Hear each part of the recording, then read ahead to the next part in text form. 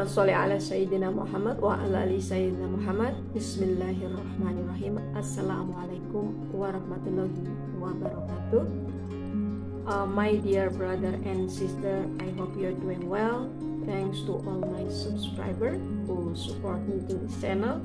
May Allah reward you as a good deed in the hereafter, and may Allah grant all your doa.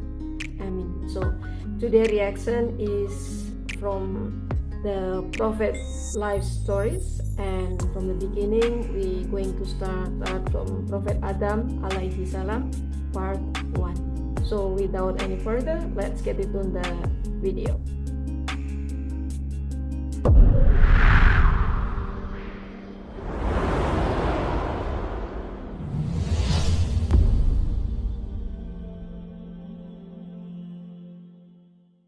Allah Azza wa Jal, in the beginning it was Him as a being and there was nothing else. And there's a hadith in Muslim that says that Allah Azza wa Jal was there and there was nothing else besides Him. So He wanted others or creation, He wanted a creation to know Him. So He created the creation. So the first thing He created was the pen. And the pen, again that's a hadith in Muslim, that the first thing Allah created was the pen. And the pen was the thing that wrote. He created the tablet. Now what is the tablet? The tablet is a large piece of stone or something similar to it. And He told the pen to write. And He told it to write everything that would come into existence. Everything of His irada, of His will, whatever He's going to will. And He told it to write everything about the creation, whatever is going to happen.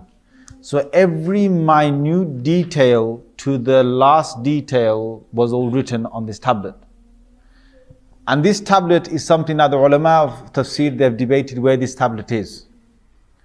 And some have said that it's on the 4th heaven, some have said that it's above all the heavens. And then there is a debate whether anyone else apart from Allah has got access to this tablet with which Allah has written all the details. Now, again, these are debates amongst the mufassirin, those who have done tafsir of the Quran. So there's a group that say no, it is only Allah Azza wa Jal that has, He's the only one who knows what's in this tablet and no one else. But there are a group of scholars who say that only the highest of angels have got some glimpse of this tablet. Again, this tablet is so large with so much description that it's impossible for anyone to cover it. It's impossible for any creation to cover it. But the Mufassirun have said that there is, because why they say this is because the angels, they're divided into two. That's quite clear in the Quran. If you look in Surah Tahrim, which is the 66th surah, and ayah number 6, you will see that Allah describes one form of angels that do exactly as Allah has told them to do. وَيَفْعَلُونَ مَا يُؤْمَرُونَ. They do exactly as Allah has told them. They don't question. These are angels who don't question. This is in Surah Tahrim, ayah number 6. Whereas if you look in Surah Baqarah, and the ayah that we're going to study today, Surah Baqarah, ayah number 30, you will find that there are angels that question. And their questioning is not because they're challenging, their questioning is to find further information.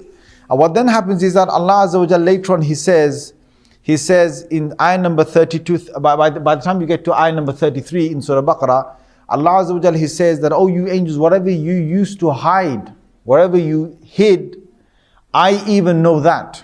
Now what is that thing that they hid? What is the thing that the angels hid? Now this is where the Mufassirun say, or some Mufassirun have said, that some of the highest angels, they only question because they want further clarification. And that they did get some of them got some access to some parts of what this creation of the human beings might be and what they might do. How else would they know that this creation is going to shed blood on the earth? How else would they know that there's going to be bloodshed on the earth? Because if you think about it, blood itself is part of a human thing, and to kill one another and to shed blood is something that we're able to do, as in we kill each other. Some others have argued that no, the shedding of blood is something that the angels would have known because of creation Allah created on the earth before the human beings. So for example, Allah created many animals on the earth that would beasts on the earth that we would know perhaps as dinosaurs today. So the thing about dinosaurs is something that we don't deny. We don't deny because we believe that the earth was made many thousands of years before the human being came onto the earth. An interesting factor that the Mufassirun say is that the human being himself on the earth hasn't been here for very long. So they say that from our time to the time of Isa alayhi salam is about 2,000 years, approximately. From Isa alayhi salam to Musa alayhi salam is approximately 2,000 years. From Musa alayhi salam to Ibrahim alayhi salam is about 2,000 years. And from Ibrahim alayhi salam to Nuh alayhi salam is about another 2,000 years. And from Nuh alayhi salam to about Adam alayhi salam is probably another 2,000 or more or less years. So what they say, and most of this is from the depths of what the Mufassirun have said. And I'm not going to say these are authentic narrations. What I'm going to say is that a lot of this, what I've just mentioned now, is from riwayat or from narrations that could be classified as Israeli riwayat, which means that Rasulullah sallallahu alaihi wasallam has said, do not verify them for certainty, and he said, do not reject them totally.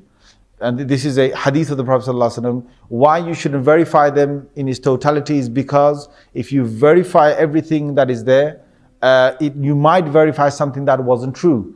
And if you reject it, you might reject something that was true. Now, where did the Israeli riwayat come from?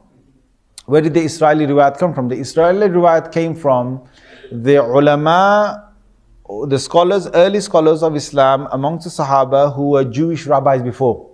They were Jewish rabbis, and some of them were Christians before. And the Ahbarul Yahud, the rabbis, there's a good 3, 4 or 5 of them, notably 3 of them, who came, when they came to Islam, they started to narrate what the Torah had from beforehand. So remember about the Torah, we know that it is a true book and we can't deny whatever is in there because we might be denying something which is not true. Now if it's going against the Quran and the Quran says that was wrong, we can deny it, that's fine.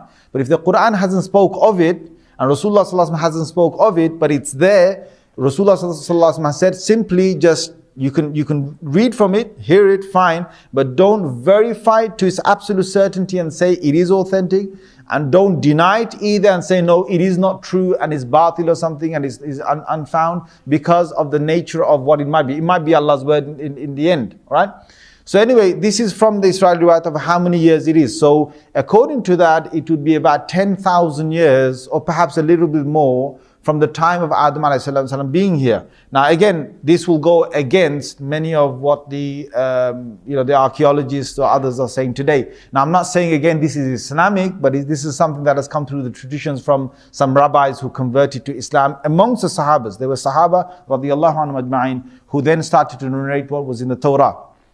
Now another thing we get from here, because none of this period, you see, the only thing you get from the authentic source is that Allah created the pen, and then He created the tablet, and then He created the angels. We know that. He created the angels. Now that would be something from one of the first things Allah created, fine, He created the angels, and then after that He created the earth, and that there's a lot of description on the earth itself and what He created and how He created, and that's in the Quran. And then there's a hadith in Muslim to say on specific days Allah created different things. Specific days Allah created different things. And there is that thing that in the Quran it says, Sittati ayyam, that Allah created all of this in 6 days. Now this is in various parts of the Quran that Allah created all of this in 6 days.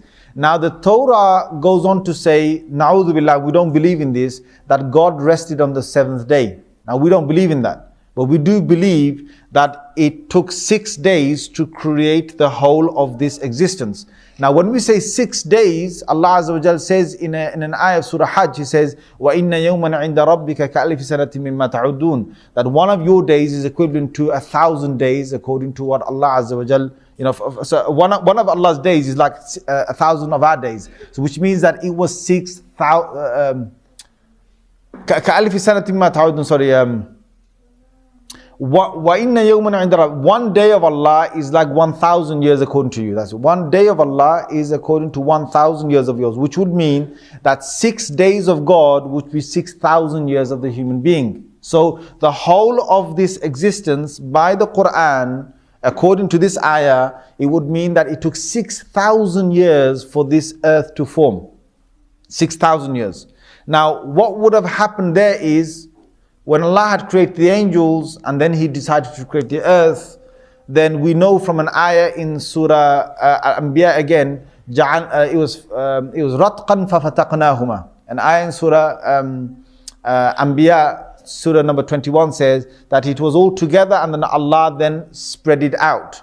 Now, some people have gone to say that this is the evidence for evolution. But please don't be Muslims who jump to this, because we Muslims don't need to go into, now we don't need to prove the Quran is testifying what science has already discovered, because the discovery of science is not complete.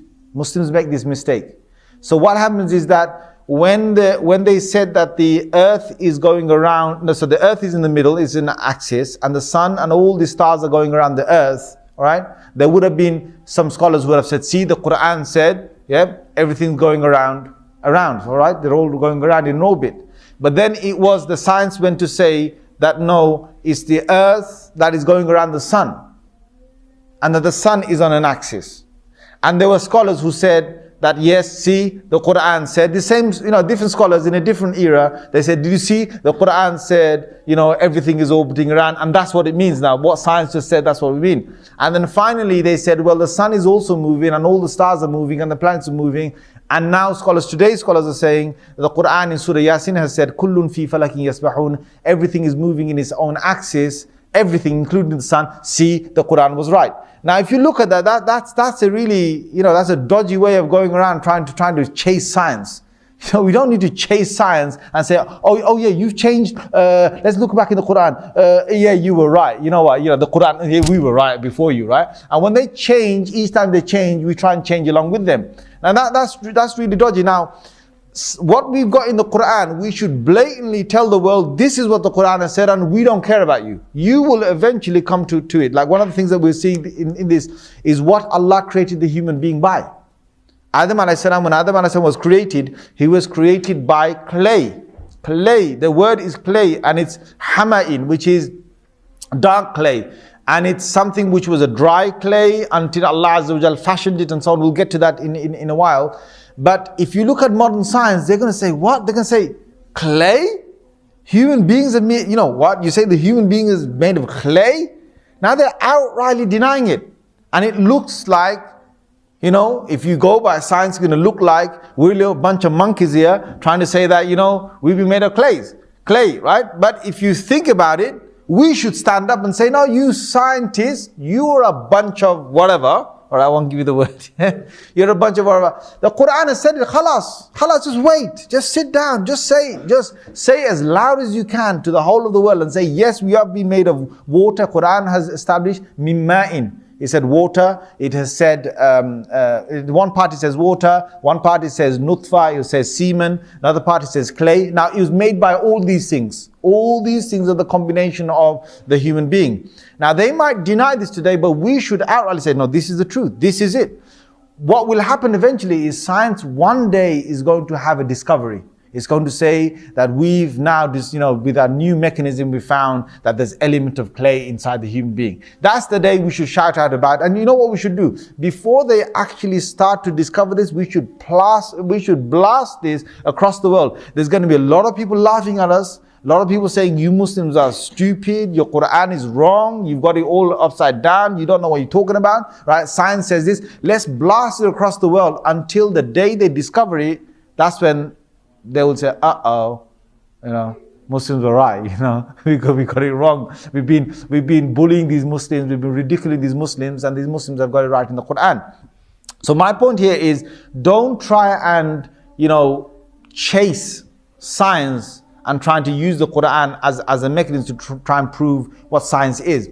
Now getting back to the creation of what Allah Azza wa Jal created, He created the angels, fine. He created the earth, right? If I get the chance in one of these sessions to go through what Allah did with the earth and how He created it, because there's a lot of things in that to learn.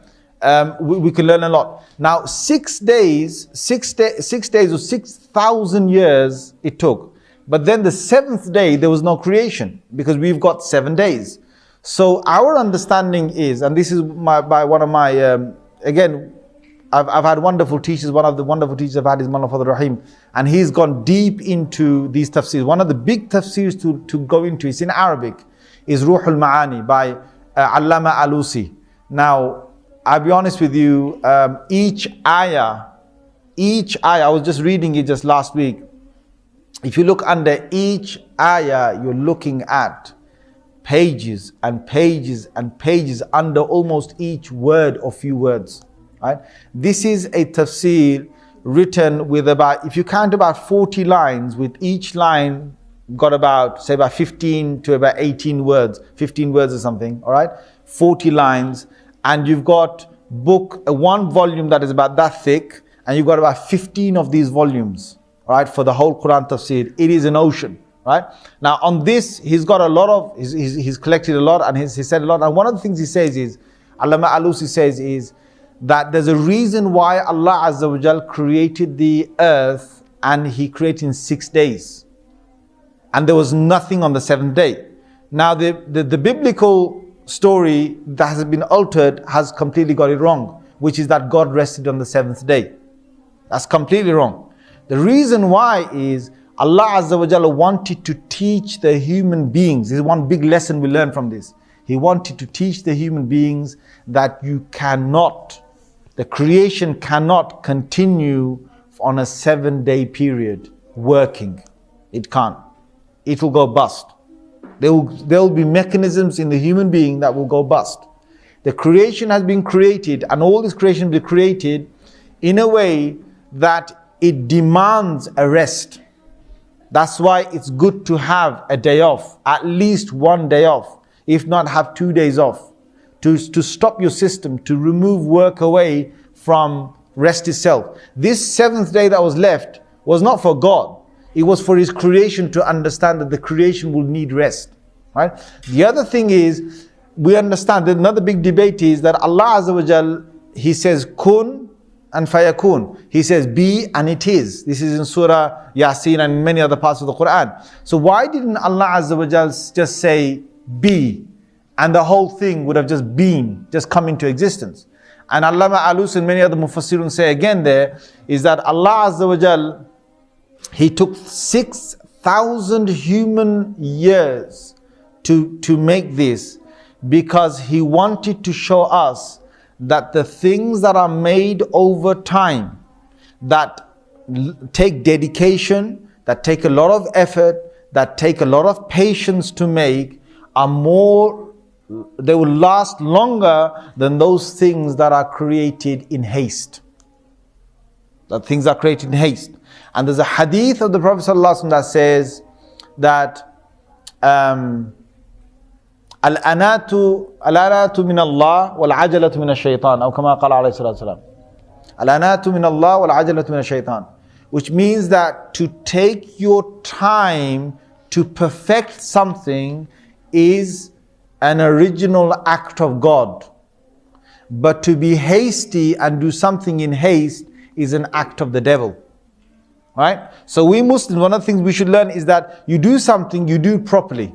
And there's another hadith where Rasulullah sallallahu alaihi wasallam in the end of his life, in the 9th year of his Medina life, there's many different tribes that are coming to see the Prophet sallallahu alaihi wasallam. So there's one individual, I haven't got the name in my head right now, but there's one individual who comes, and all his fellow people, they rush to see Rasulullah sallallahu alaihi wasallam. They're Muslims, they've embraced Islam, they've never seen the Prophet ﷺ, they embraced it in a faraway town somewhere, they spent several days coming to Medina, and they all, when they came to Medina, what's the first thing you want to do? The Prophet ﷺ is alive, he's in the masjid, you want to go straight away, so they all ran into the they went straight away, hurrying to the masjid, and they met the Prophet ﷺ, and they hugged him and so on, they sat with him, and then later on comes this one man. And Rasulullah ﷺ then finds out that this man is from this tribe, and that he didn't come with the rest of them. He wasn't hasty. And the Prophet ﷺ said, He said, who are you? And then he said who he was. I said, where were you? And he said, well, Messenger of Allah, when I came to Medina, obviously we had traveled for so many days. So what I wanted to do, I didn't want to meet you in that state. I didn't want to be all dusty and, need a shower or need a bath. And then, so he said, I went away. Rest of my colleagues, they came to you and they met you, my peers, they came and seen you. But I went away and I bathed. I bathed properly. I put good clothes on. And then I've come to see you. That's when Rasulullah Sallallahu Alaihi Wasallam said to him, he said, you have got some qualities in you that Allah loves. And he said, one of those qualities Allah loves is to take your time to do something nicely. Right? So this is what we learn from this, is that Allah Azza wa Jal, He took His time to make the world because the world's going to last a long time. And He's teaching human beings that when you craft and create something, because in these 6 days or 6,000 years, He He shaped the mountains. He made the oceans. He made He put in onto it the trees and the many things that it needed. Allah Azza wa Jal did that. Right? So He's teaching us that craftsmanship, or to create something, we all know that monuments that have been made with extra care, they last a lot longer than monuments and buildings that you just create in haste and they will be finished just in 30 years or 20 years. Okay? So when Allah Azza wa Jal created all this, the Mufassirun say, and this comes from the whole tafsir behind Iblis. Right? Now Iblis is a creation of God. Iblis is a creation of God. Iblis is a jinn. Iblis is, he's made of fire, which the Quran talks again in several places that he's made of fire. But where did Iblis come from? And were there the likes of Iblis before? So the Mufassirun have commented. Again, this is based on Israeli riwayat, from those narrations that I talked about earlier. And what Allah Azza wa Jal did is that He created a whole creation of jinns that were on the earth. And this you will find in many of the early Mufassirun have commented on this. He created them on the earth. And they were those who, on the earth, they had got taklif. Now what is taklif? Taklif is that God's now given them a responsibility to recognize Him. Now when Allah gives responsibility to creation, He will send messengers. So what Allah did is that He sent jinn messengers. So before there was human messengers, before Adam alayhi salam, who was the first human messenger, there were many jinn messengers that Allah Azza wa Jal sent to them. Now the jinns are made of fire, and the jinns, one of the things they have inside, being fiery is that you're angry and you're hasty, you're fast, you're very powerful. Now the sifat and the qualities that the jinns have between them is that they are in fights and they are in quarrels and they are in superiority and who can prove who's greater. This is one of the nature of the jinns, and they're always in the spirit of challenge. Now there are good jinns. Allah Azza wa Jal has said that in Surah Jinn itself. He's talked about two different groups of jinns, and He said the salihun, and there's those who are pious and those who are not pious. Now the ones that were on the earth were both types, and messengers came down. But the messengers in the many numbers were killed by the jinns on the earth.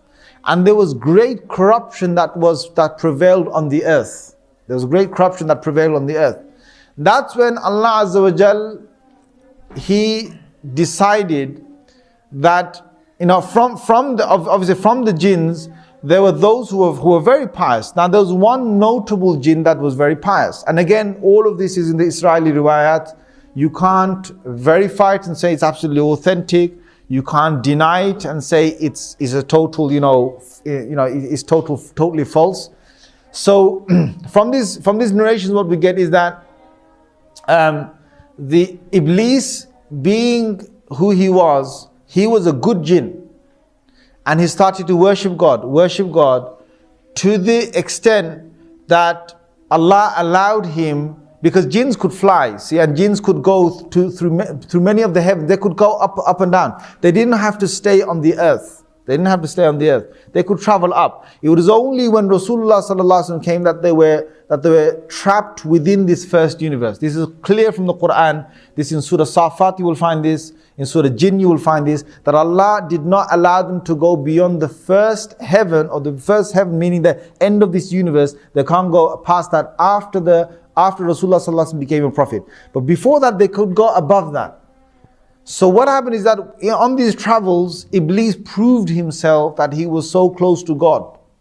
And Allah Azza wa Jal then allowed him to get closer and closer to higher and higher basically. And they say in some of these narrations that there was no space in the heavens was left, like no large space was left in the heaven, but Iblis had gone there and he had worshipped God. So he was a very, very, very close, you could say jinn, servant jinn, however you want to put it, to God. Until then, Allah Azza wa Jal allowed him to come in the company of the malaika, of the angels. And he got the chance to be in the company of the malaika. Now, that we know that the fact that Iblis can see the angels and the fact that the angels can see him, that we know established from the Quran, because that's in Surah Baqarah, that's in Surah Hijr, and it's all written there that there was this conversation going on when Allah told the angels to bow down. So Iblis clearly was able to see the angels and so on bowing down, and he refused to bow down. Now, however he got here, this is the Israeli riwayat. Now he got together. Now the Israeli riwayat say another thing, which is that Iblis was sent. Allah decided that He's going to send the angels down to the earth and to banish the mutamarrideen, or those jinns that had causes a lot of corruption on the earth. So this group was going to come down and they're going to kill many of these jinns that were just out of control. Iblis volunteered that if he can come with the angels to kill these corrupted jinns on the earth, and Allah Azza wa Jal gave him permission. So he came and they killed a lot of these jinns. They left only a few on the earth, and from these few again the progeny of the jinns would start. Now Iblis returns back. Now many maybe hundreds of years, I don't know, whatever is going by, because jinns have very long lives. They don't have short lives that the human beings that we only have 60, 70, 100 years. They have hundreds of years. Perhaps they could have a few thousands of years of living. Just Adam alayhi salam, he lived about 1,000 or more thousand years. Nuh alayhi salam, we know according to the Quran, he propagated for 950 years. So we don't know how. Now this is the early human beings. Later on, there's a hadith in Tirmidhi that explains that Allah Azza wa Jal then started to cut down on the size of this human being that Allah Azza wa Jal created, which was Adam alayhi salam. But anyway, coming back to this original thing, which was, now you've got Iblis that has gone down there, that has banished these jinns, most of them who are corrupted on the earth, and is returned back with the angels. Now he was with the angels, but Allah makes it very clear in Surah Isra or Surah Bani Israel. Allah makes it very clear that he was not from the malaika, he was from the jinn. Now, why Allah makes that clear is because we understand that no jinn can ever, no malak or no angel can ever disobey Allah Azza wa Jal. Allah's made it in their nature not to disobey Allah, but a jinn can. So the biblical sources, they've now faltered again. They call it a fallen angel. So what they say is that if an angel decides to go against the will of God or the command of God, then that angel, Allah drops him from the rank of the angels, and now he becomes a fallen angel. That's the biblical sort of side, or what some of them believe. The Muslims don't believe that. No angel can ever disobey Allah Azza wa Jal. So that's where we find that Iblis was able to disobey Allah, because he wasn't from the malaika. Now there's one thing here. Why is it that Iblis is now going to disobey God? Now you've got to understand the whole thing behind the creation of Adam alayhi salam. Suddenly Allah reveals to the angels, and He says, and this is the ayah that we're on today. وَإِذْ قَالَ رَبُّكَ. Now this is Surah Baqarah, ayah number 30. وَإِذْ قَالَ رَبُّكَ. When your Lord, your provider, when your sustainer said to the angels, I am about to make on the earth a Khalifa. I'm about to make a vicegerent, or someone who will take command, second in charge, or someone who will rule again, reign after the last reigning. I'm about to make a Khalifa on the earth. Now, when Allah said that, Iblis got really happy. Right? He must have got really happy. And you know why? Because Iblis knows that the angels are not the ones who are going to rule the earth. If there's anyone that's going to be the creation from the jinns. Allah is going to now make a Khalifa perhaps from the jinns. But Allah's decision wasn't that He's going to make a Khalifa or a vicegerent from the jinns. His decision now was that He's going to create this new creation. Now this shocked Iblis, because all these years that Iblis had worshipped Allah and had been so good was because he wanted power. He wanted prestige. He wanted to be in charge of the earth. He wanted to be, come back on the earth, and he's going to be sent perhaps as a messenger, or he's going to be sent with a new command of God on the earth, or he's going to be in charge of the jinns on the earth. There's something beautiful that's going to come for Iblis, or that jinn that he's a jinn, something that he had a big glimmer and a big hope in, and all that was getting crushed now with this new creation. Now, who is this new creation? What has he done? He's got no history. Now think about Iblis, what's going through his head. He's seeing that there's no history of this thing, this creature. And what did Allah do? Allah Azza wa Jal, He took, now this is a hadith in Tirmidhi, Allah took different parts of the earth and He molded it into clay, and from there there was water added to that until that clay turned dark and black. And then that clay, Allah fashioned it into the form of the human being. And then what Allah did is that He then waited till it was dry. And then, now this is taking time. We don't know how long this took. So this clay now goes dry.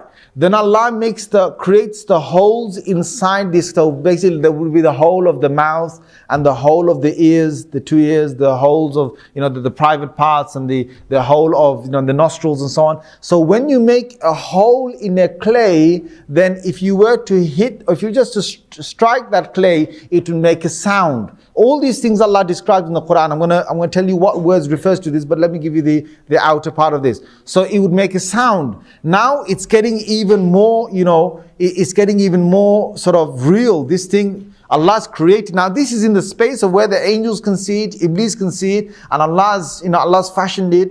And now when the clay is becoming dry, it's taking a different color. And the color that it takes eventually is the color of wheat.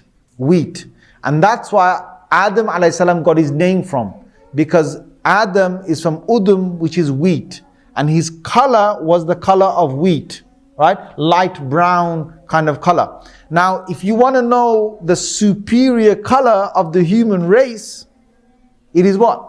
It is wheat. It is the color. So the closer your color is to wheat, alhamdulillahi rabbil alameen. Some brothers in the world, they die to try and become like Europeans and the Americans and so on, to get a red neck and to have white skin or whatever.